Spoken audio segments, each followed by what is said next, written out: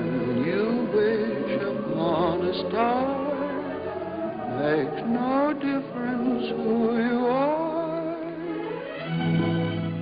Each week as you enter this timeless land, one of these many worlds will open to you. Frontierland. Tall tales and true from the legendary past. Tomorrowland. Promise of things to come. Adventureland. The wonder world of nature's own realm. Fantasyland. The happiest kingdom of them all.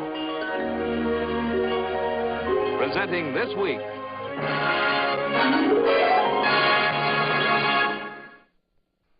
Here to introduce you to this new series is Walt Disney. In our modern world, everywhere we look, we see the influence science has upon our daily lives. Discoveries that were miracles a few short years ago are accepted as commonplace today. Many of the things that seem impossible now will become realities tomorrow. One of man's oldest dreams has been the desire for space travel, to travel to other worlds. Until recently, this seemed to be an impossibility. But great new discoveries have brought us to the threshold of a new frontier, the frontier of interplanetary space. In this Tomorrowland series, we are combining the tools of our trade with the knowledge of the scientists to give a factual picture of the latest plans for man's newest adventure. Here's Director Ward Kimball to tell you about it. In working with engineers and scientists, we have found that there are many different opinions as to how we will eventually cross the space frontier. However, there's one point all of them seem to agree upon, and that is whether we use chemical fuels or atomic energy, it will be a rocket-powered ship that will finally take man into space. So, to set the stage for the part the rocket will play in the coming conquest of space, our artists have searched back through history and traced the rocket and various space travel ideas from their earliest beginnings. The first thing we found out was that the rocket is not such a modern invention after all. In fact, its history began way back in the 13th century. It was in China, to be exact, at the Battle of Kai Feng Fu.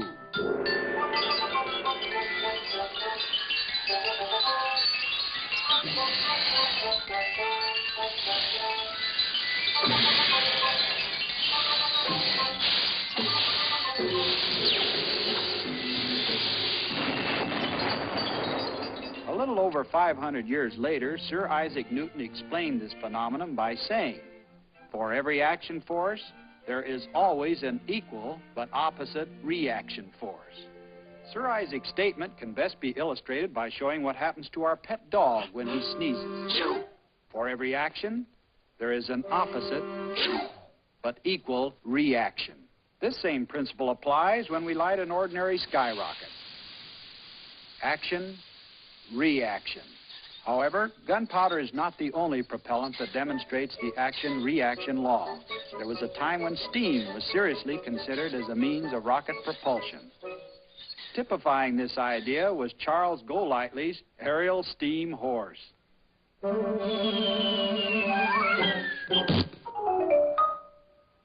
Early inventors soon realized that steam rockets would be too heavy to fly, so they returned to designs utilizing gunpowder.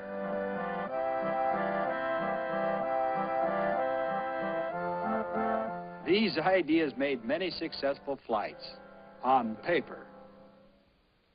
In 1865, Jules Verne fired the imagination of the world with his first book on space travel. It was called From the Earth to the Moon. Mr. Verne used a very interesting device in getting his heroes to the moon. He shot them through space inside an enormous artillery projectile. It was Verne's story that inspired George Méliès to create the first space travel motion picture in 1902.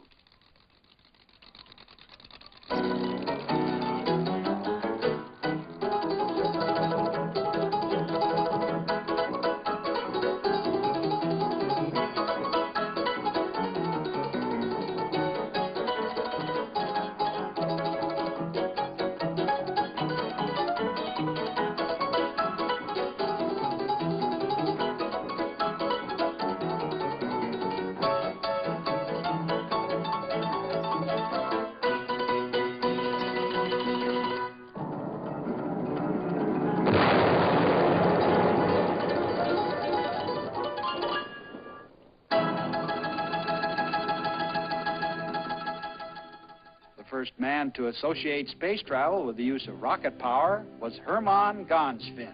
His idea was to have the rocket pull the ship instead of push it. This conception was quite unique, but only an inventor's dream. However, a few decades later, a real milestone in rocket history was passed when the American professor, Robert H. Goddard, introduced a liquid fuel rocket, which used gasoline and liquid oxygen instead of gunpowder. This small forerunner of our large present-day rockets actually rose 60 feet into a wintry New England sky. These experiments led to the founding of the American Rocket Society to advance the science of rocket propulsion. At the same time, the German professor Hermann Oberth wrote, "Theoretically, there is no limit to the size of a rocket which uses liquid fuel." In 1929, Oberth designed a giant rocket ship for the Fritz Lang movie, Frau im Mond. The Girl in the Moon. During the late 1920s and early 30s, we saw an era of feverish activity among the rocket experimenters. Almost every type of vehicle was adapted to rocket power.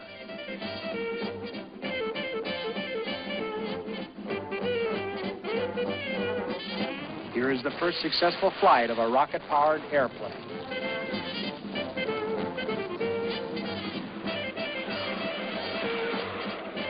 Rocket-powered autos were fast, but presented quite a smoke problem. There were railroad rockets and nautical rockets.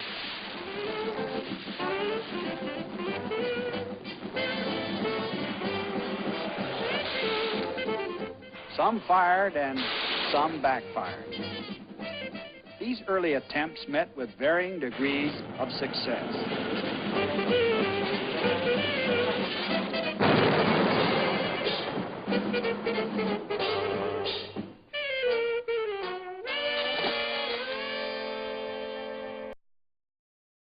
Meanwhile, in Germany, a group of serious-minded engineers founded a new society for space travel and succeeded in building rockets which finally reached an altitude of 1/2 mile. Soon after this, the German Army established its own rocket program. The development of the first rocket missiles followed. This accelerated rocket program culminated in the creation of the forerunner of spaceships to come, the V-2.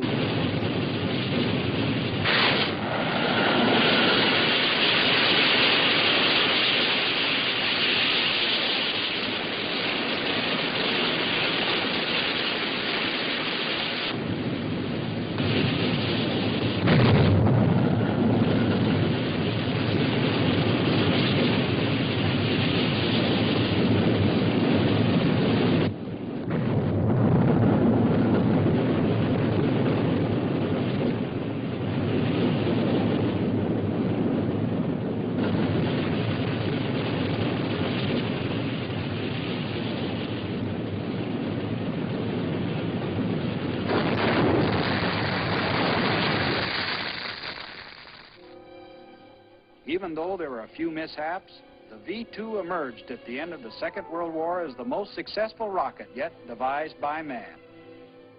75 of these captured V-2s were brought to our rocket proving ground at White Sands, New Mexico in 1945.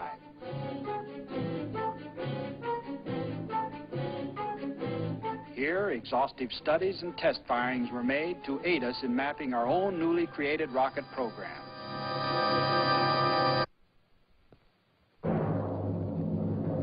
It wasn't long before the sands of New Mexico shook to the roaring blast of the Viking, the Corporal, the Aerobee, and other American rockets.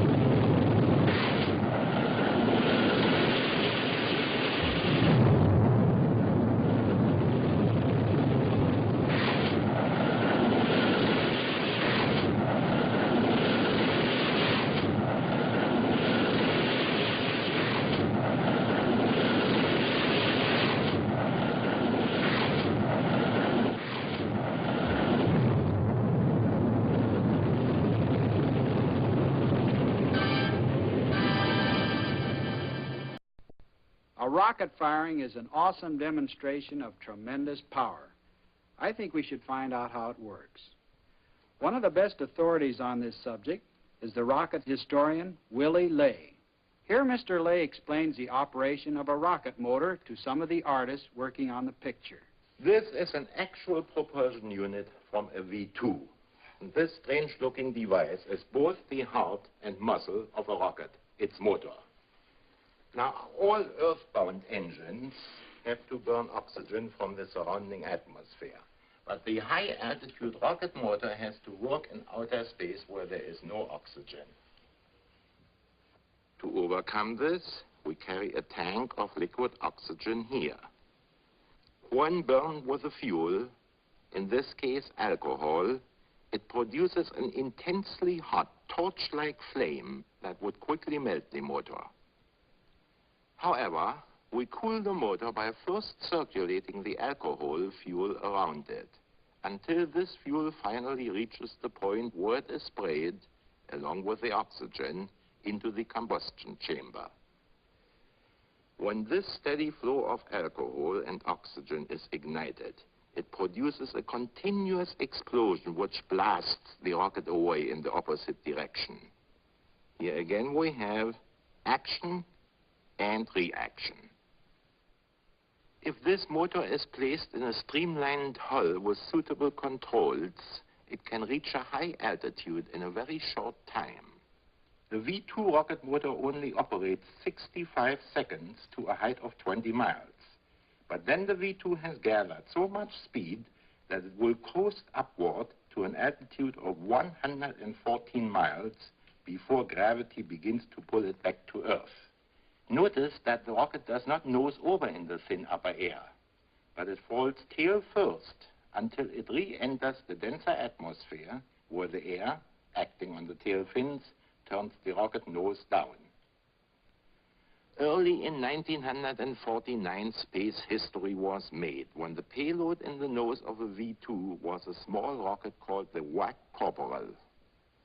When the large V2 reached its maximum speed, the smaller rocket was ignited. This additional boost in speed enabled the Wack Corporal to set a new high-altitude record of 250 miles. This day marked the first time that a man-made object reached outer space. This was accomplished by using a double rocket, then secretly known as Project Bomber. However, we refer to it as a two-step or two-stage rocket. Is it possible to build a three-stage rocket? Yes, as a matter of fact, that's the next logical step. Here's a rocket I have designed that has 3 stages. It would stand about 70 feet high, or a little taller than the old V2.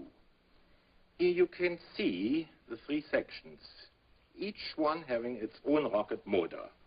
If somebody will please make a sketch for me, perhaps I can explain how it will work. Good. Here we show our rocket in its launching position. The first great blast starts to lift it. And after gaining initial speed, the first section is cast off at 20 miles up. At 45 miles, the second stage is released. The third stage now fires until it reaches an altitude of 70 miles. At this point, our rocket has now attained a tremendous speed and the motor shuts off. Its forward momentum would carry it straight out into space if it were not for the Earth's gravity. This downward pull of gravity bends the upward course of the rocket into a curved path. And if the rocket's speed going away from the Earth creates enough centrifugal force to balance this pull of gravity, our rocket will continue coasting in its curved path around the Earth indefinitely. Mr. Lay, is there another way we can illustrate this? Yes, let's explain it this way. If the rocket were to move at a slower speed, the pull of gravity would soon overcome the rocket's momentum, and it would return to Earth here. If we add a little more speed, the path of the rocket becomes longer, and it goes farther before it returns to Earth here. So, if we have our rocket go fast enough, it will eventually follow a curve which matches the curvature of the Earth and will not fall back. We might say that the rocket falls around the Earth as long as it maintains sufficient speed. But how does it maintain this speed with the motor shadow? Remember, our rocket is traveling above the atmosphere, in space, where there is no air friction to slow it down. How fast does it have to go to stay up there? Now, that depends on how high we want the rocket to be as it circles the Earth. Let's use the altitude of 1,075 miles. Because at this height, the rocket will have to go nearly 16,000 miles per hour and will make a complete trip around the world every 2 hours. A few adjustments in its course will be necessary, but this can be accomplished from the ground by remote control, after which the rocket will continue to coast freely in space forever. In other words, the rocket will stay up there just like the moon. Yes, it will circle the globe as a man-made satellite. What is the purpose of having this satellite up there? Having this instrument-carrying rocket moving around the Earth will give us a lot of important information which we'll need before we dare let a man make his first trip into space. To run the scientific apparatus contained in the satellite, a mirror will focus the intense rays of the sun onto a silicon battery, converting solar energy into electricity. There will be a television camera to give pictures of the Earth as it appears from 1,075 miles up. We will collect very important data on the effects of the mysterious cosmic rays. Even hits by meteorites the size of a grain of sand will be recorded. Every 2 hours, when the rocket moves over the North Pole, its radio will transmit a stream of data to a receiving station below. This will be the first outpost in man's conquest of space.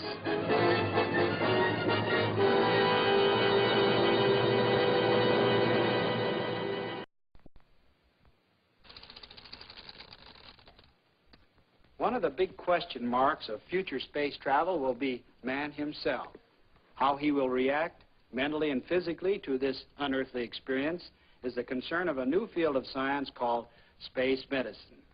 Helping us illustrate this interesting problem is the scientist most noted for his pioneering work in space medicine, Dr. Heinz Haber. When man steps into his rocket ship and leaves the Earth behind, he must be well equipped to survive in the hostile realm of outer space. To portray the complex problems of space medicine, we have designed a sort of common man, a man just like you and me. We will find out what will happen to him on a trip into space.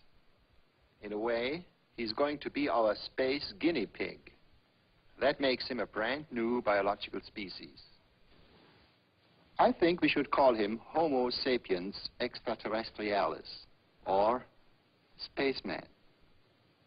Since he was picked at random, we cannot tell whether he will be able to tolerate the tremendous stresses to be placed upon him when the rocket ship is fired into space. He gets an inkling of these stresses when he rides in an automobile. When he steps on the accelerator, the car moves forward and he is gently pressed against the back of the seat. His body resists any change of motion. When he comes to a stop, his body tends to move forward. On a test rocket sled, which is pushed forward at tremendous accelerations, the force of inertia is much stronger.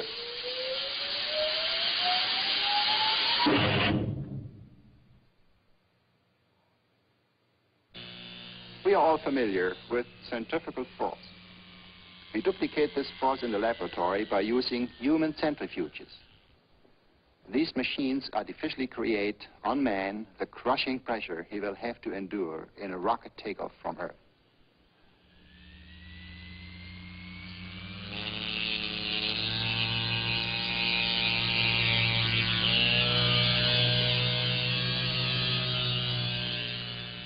His Body weight increases until he blacks out and finally loses consciousness. From tests like these, we have learned that man will have to assume a reclining position when his rocket takes off into space. In this attitude, the stresses will be more evenly distributed along his body. He will then be able to tolerate pressures of up to 9 times his weight or more, as it occurs in a rising rocket. When the rocket engine finally stops, man will face his next big problem, weightlessness. Without support, he will be floating freely, drifting, tumbling, and twisting helplessly. In space, a man, a feather, a bubble, or a piece of iron will have the same weight, or rather, no weight at all. However, man is designed to live with gravity, the down-pulling force which Sir Isaac Newton first explained. Any two bodies attract each other with a force which is proportional to the product of their masses and inversely proportional to the square of the distance between them. Or, what goes up must come down. Loud alarm signals sound throughout the nervous system whenever we are in danger of falling or stumbling. But weightlessness is not such an unearthly experience. We become weightless for a short while in a dive, on a roller coaster, or in an elevator. But if we remove the support by cutting the cable, we produce the exact feeling of weightlessness in space. It will take iron nerves waiting for the impact that never comes. We can only hope that man in space will eventually get used to this feeling of falling constantly. Without weight, our notions of up and down no longer exist. Man will probably have trouble orienting himself. Confusion such as this is likely to produce nausea. Some people may become victims of a serious form of space sickness. Weightless man in space must learn to guide himself only with his eyes. Beginners can combat dizziness by fixing their eyes upon one single object. The spaceman must learn to move with utmost caution. His muscles are adjusted to normal earthbound gravity. In space, any casual action will be violently magnified. He must coordinate himself under an entirely new set of rules. He can hardly avoid spinning constantly. When he crouches into a compact mass, he will spin faster. If he spreads his arms and legs, the spinning will slow down. After considerable practice, man will be able to master the art of swimming through the air within the rocket ship.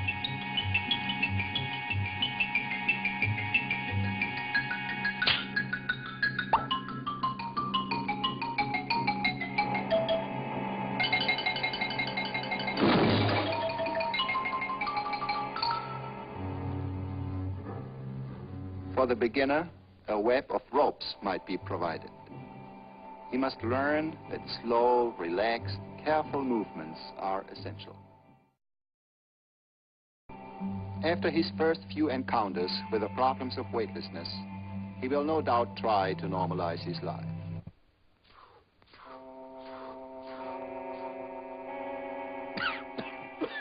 Even the air he breathes will be weightless. Natural circulation of air does not exist, and there is danger of suffocating in one's own exhalations. Air must never be allowed to become stagnant in a spaceship. Circulation must be maintained by constant ventilation. Since all objects are also without weight in a coasting rocket ship, they must be safely secured by bolts and clamps. For handling large, bulky objects, man will have to anchor himself in some fashion. But as it takes force to overcome the object's inertia and set it in motion, it takes equally as much force to stop it once it is moving.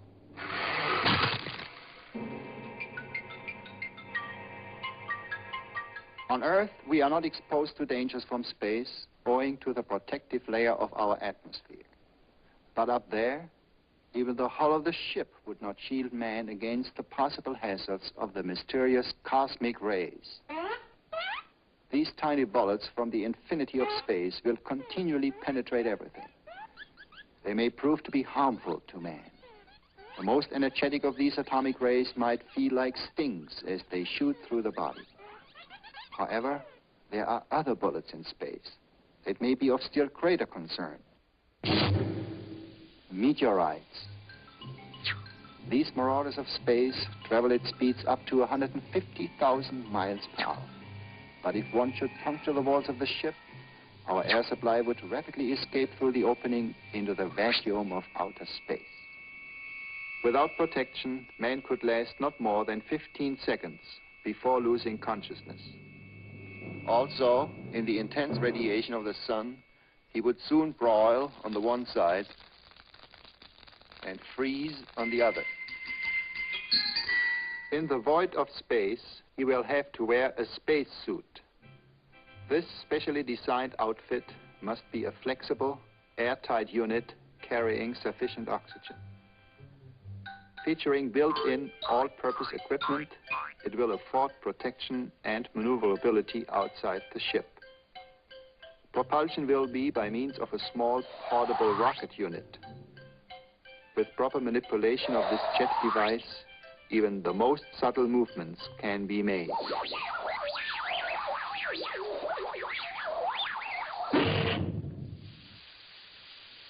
Action, reaction. Dining under conditions of weightlessness will present new and surprising problems. Liquids will be particularly annoying. They will not pour. They must be transferred by titration tubes. This tube will contain the liquid until it is forced into the desired location.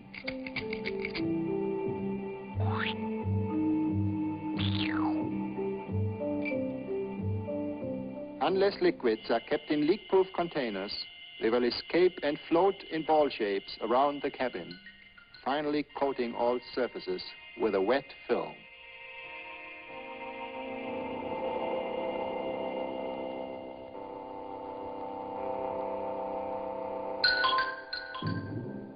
Plastic bottles will be used so that liquids can be squeezed out. Food will be cooked in closed containers by radio frequency short wave.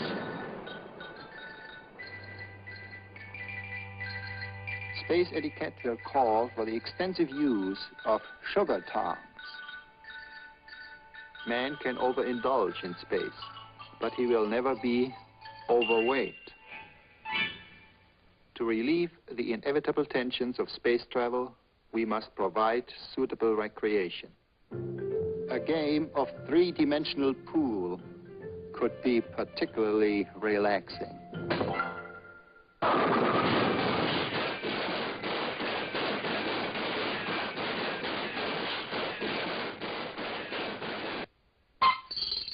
Sleeping will be a new and unique experience. A space traveler will not need a pillow or mattress. His bed will consist of a net enclosure to prevent drifting in his sleep. How will man's subconscious mind react to his first experiences with space travel? Will he not suddenly be aware of his precarious situation, trapped in a tiny metal box, floating through the incomprehensible nothingness of space? We do not know.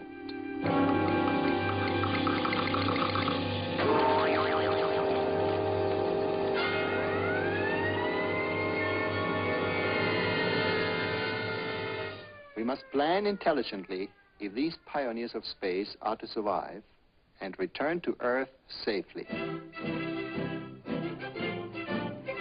The conquest of space will depend to a great degree on the research and findings of this important new field of science, space medicine.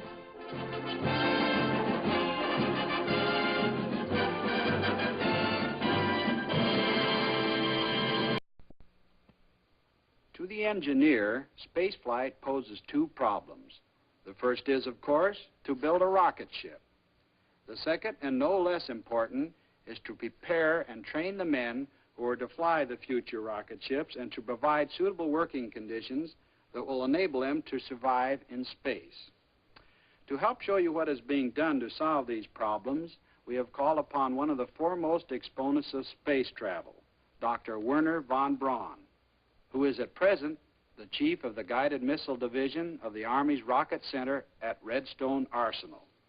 He was also overall director of the development of the original V-2 rocket. The training methods for future space flight and the special equipment needed for survival are much like those of present high-altitude flying. And the experiments we are making today are helping us to solve the more complex problems to come. Take the present-day pressurized flying suit, for example. It has been designed for use at extremely high altitudes and is a forerunner of the suits we will wear when we make that trip to the moon. To give you an idea of how engineers and medical men are working hand in hand, here are a few examples of the research that's being conducted at this time.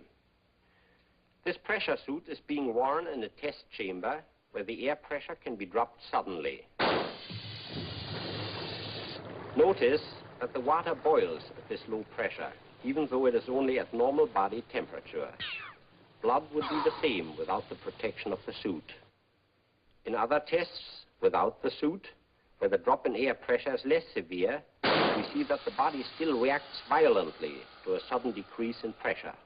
Lieutenant Colonel John P. Stapp of the United States Air Force has subjected himself to the tremendous forces of a rocket sled that reaches a speed of over 632 miles per hour. The sled stops so quickly that Colonel Stapp's body becomes 35 times heavier than normal. From these tests, we have learned that men can take much greater acceleration forces than crew members of a rocket ship will undergo on a takeoff. Today's aircraft are so fast and so complicated that it has already become routine to train the crews on the ground without risking lives or equipment. This is done with a device called a flight simulator. Here the crews experience all the sensations of an extended flight.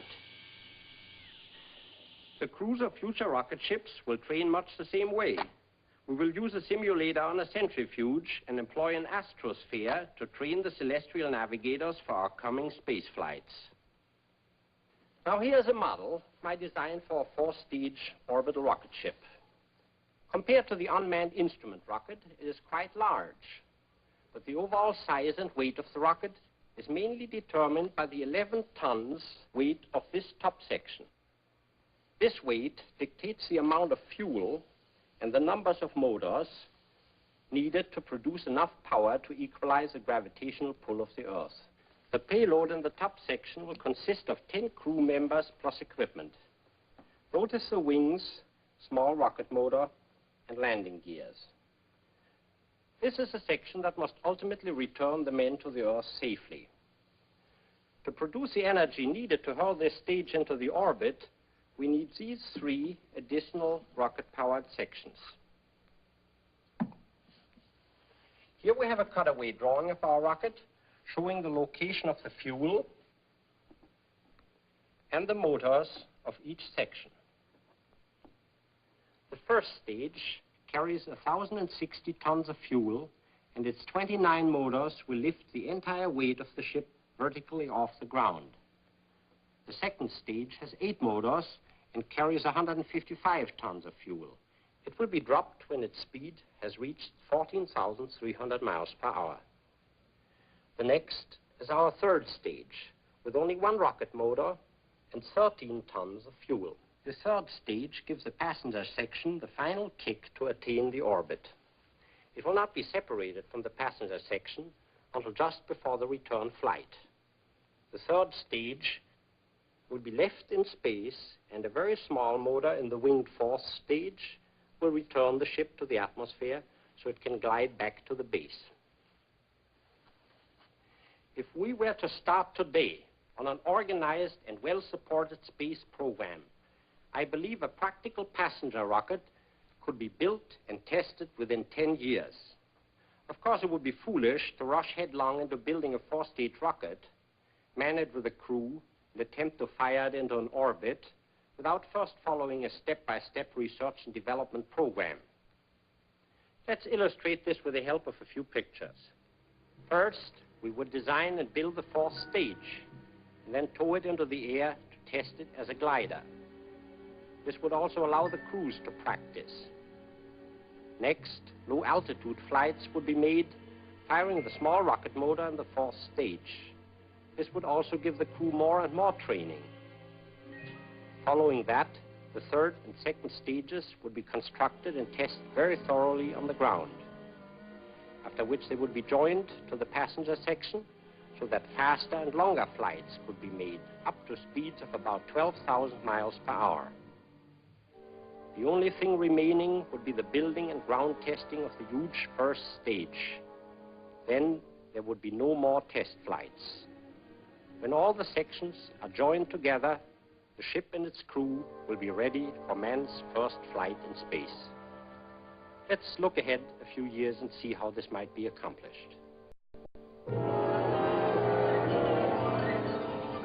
There it is, a small atoll of coral islands in the Pacific, where man is dedicated to just one cause, the conquest of space.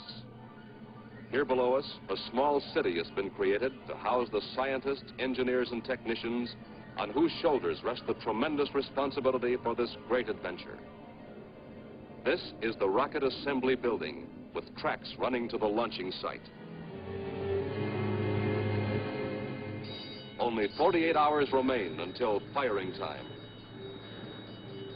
Our spaceship moves ponderously toward the firing site.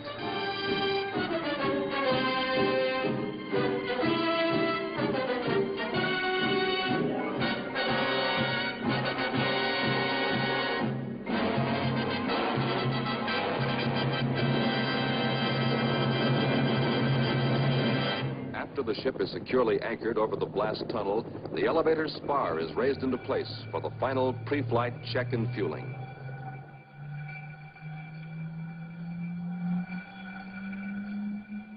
This is the blockhouse, the control center for Operation Space Flight.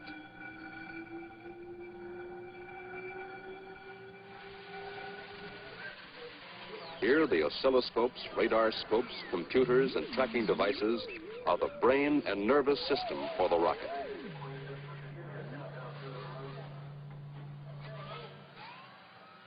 Dancing patterns of light will record every detail of the blast-off and climb into space. In the windowless blockhouse, observation is by periscope.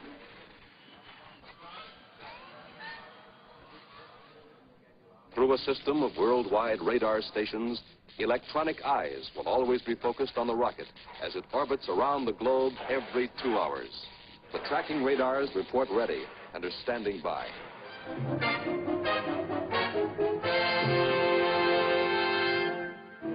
The optical tracking stations are poised and ready to follow the rocket in its upward flight.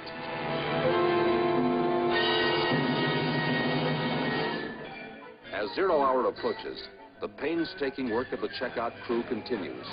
The ship and every piece of its equipment is being checked and rechecked. Blackout, can you hear me? Can you give me that stage 2 separation signal again? Okay now, over. Now swivel motor, stage 3 to pitch right. Okay, now give me the left. Attention all personnel. It is now X-2 hours. Fueling crew, take your stations. Safety area will be cleared by all personnel. In the pits, the required quantity of fuel is preset. The pumps will deliver 1,230 tons of hydrazine and red fuming nitric acid into the tanks of the waiting rocket.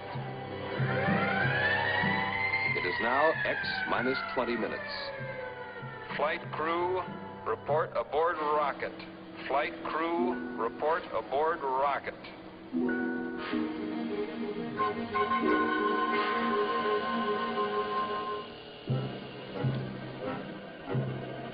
After years of careful preparation, testing, men and materials, this is the final payoff.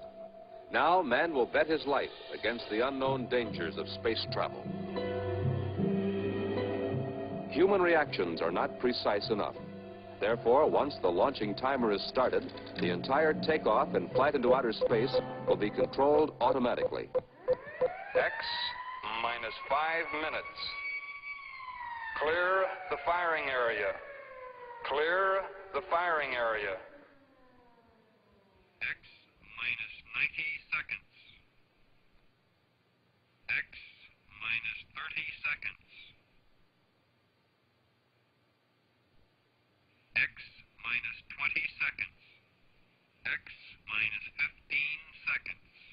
X minus 10, 9, 8, 7, 6, 5, 4, 3, 2, 1.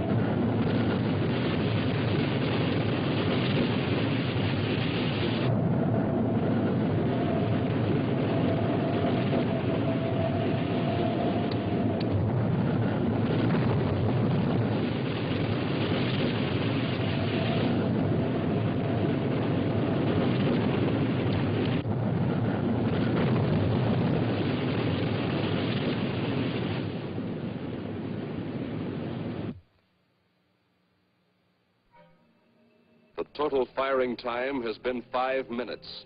The ship will now coast for 51 minutes before the adaptation maneuver begins. At over 60 miles above the Earth, the crew members experience the sensation of weightlessness for the first time.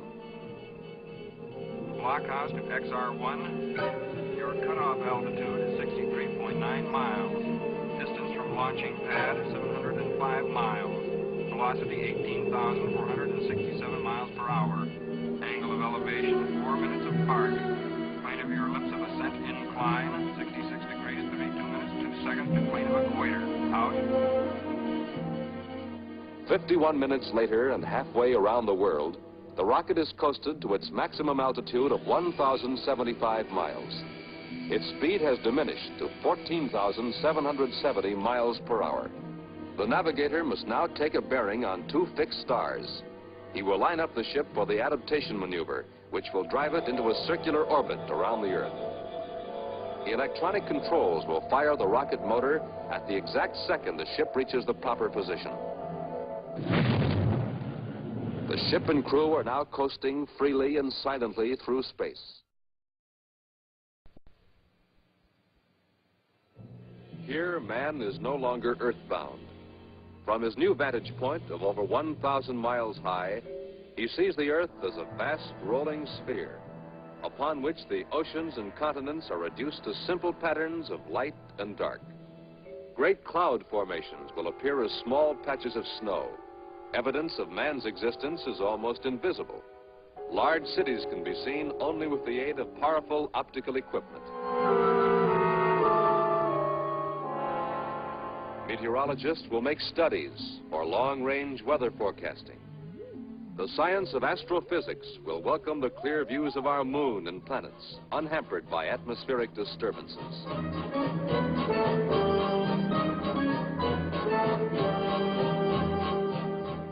Space medicine will benefit from tests conducted with new type spacesuits.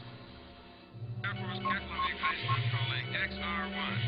We have you in radar contact at 107 miles due south of station at 9. Estimate you at Prestwick Station, Delta at 37. Tests and observations by the crew will lay the groundwork for the future construction of a space station and will add to our knowledge of many sciences.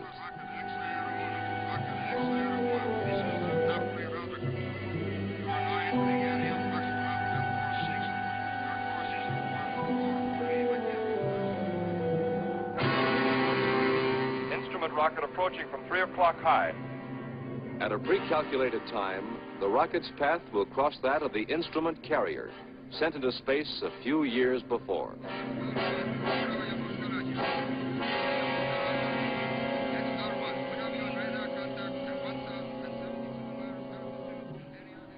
22 hours after takeoff, our spaceship has made 11 revolutions around the world. It is now time to make the return trip. The engineer releases the third stage. It'll be left circling in space. All tests are now concluded. The navigator checks the ship's position for return firing. 1 minute to go. The automatic firing timer is set. The ship is lined up so the blast of the motor will be against its forward motion. This will slow the rocket's speed and cause it to begin its long glide back to Earth. The ship is now moving 1,000 miles per hour slower. After coasting halfway around the world, the rocket will leave the vacuum of space and sweep into the upper layers of the Earth's atmosphere, where air friction will gradually reduce the rocket's speed. When the ship drops to an altitude of 50 miles, air pressure will build up on the control surfaces. For the first time in the entire flight, the captain will be able to fly the rocket as a normal plane. Air friction begins to send the skin temperature of the rocket climbing until the ship glows cherry red at 1,350 degrees. The double hull and refrigeration keep the crew from perishing. The returning rocket continues the long glide down into the lower atmosphere, its temperature gradually dropping to normal as airspeed diminishes.